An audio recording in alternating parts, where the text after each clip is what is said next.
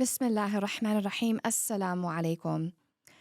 As an Islamic seminary in Tennessee, I think it's really important for us to lend our voices in support of the African American community. Memphis is one of the blackest cities in the United States, and I'm sure that all of us are aware or should be aware of the very unwelcome news that the Supreme Court has just basically gutted the 1965 Voting Rights Act. Why is this important to us as a community? Because many of us have immigrant origins. So you might have maybe your parents immigrated, or your grandparents, or maybe you yourself came to the US as an immigrant, and you benefited from the historic struggles of the African American community. Those struggles going back not just the 1960s, but a struggle going back really 400 years. The struggle for freedom, for dignity, for liberation. And it's really important for us as a Muslim community to understand that we owe a debt of gratitude to the African American community, and that is a community that I think is really hurting right now from what has happened.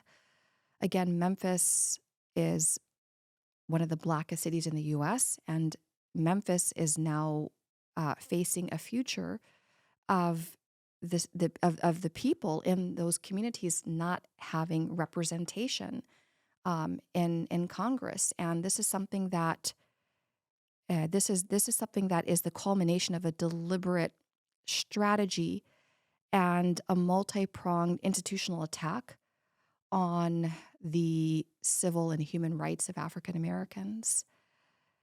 For those of us who have immigrant origins, and for me, I have both African American and immigrant roots, there are certain freedoms that perhaps we've taken for granted coming to the US. The ability to live and work where we want to be, the ability to cast our ballot, to not face discrimination. And we have to understand that those freedoms are the result of hard fought battles that go back decades. And so what happened the other day, the gutting of the Voting Rights Act, is something that really takes us back. It takes us back to a very dark period of American history. It really kind of takes us back to the late 19th century.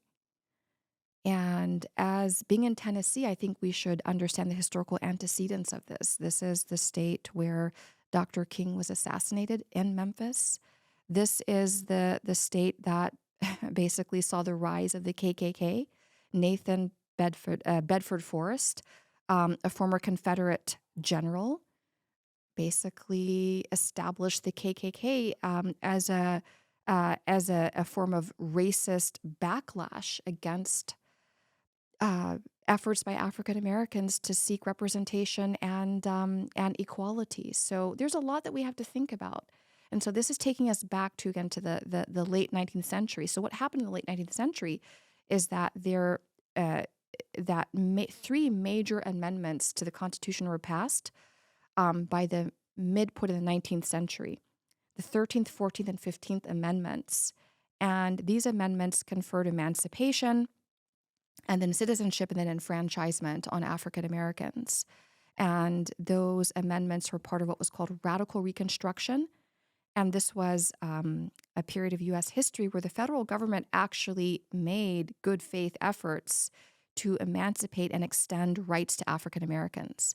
But the main thing to keep in mind is that this particular historical period did not last. And what happened was the federal government lost its resolve. Lincoln was assassinated. Andrew Johnson came to power. Johnson compromised with former slaveholders. He withdrew federal protection from African Americans in the South, and this ushered in an incredibly difficult period. Basically an entire century. We're talking about 100 years of Jim Crow racist discrimination was enshrined. It was both de jure and de facto. It was both in terms of custom and law, that this was basically enshrined for an entire century until the mid 1960s, when in 1964 the Civil Rights Act was passed, then in 65 the Voting Rights Act. And now here we are in 2026, and we have a Supreme Court that has decided that racism is a thing of the past and that African Americans should no longer be able to benefit from districts that represent the demographics of those particular communities. So it's something all of us as Americans should care about and be alarmed about.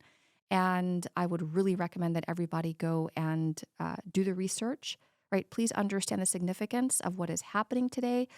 Go to organizations like the NAACP and others for analysis and insight.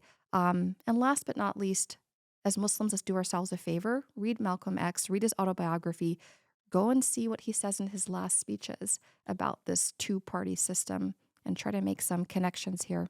Thank you. Assalamu alaikum.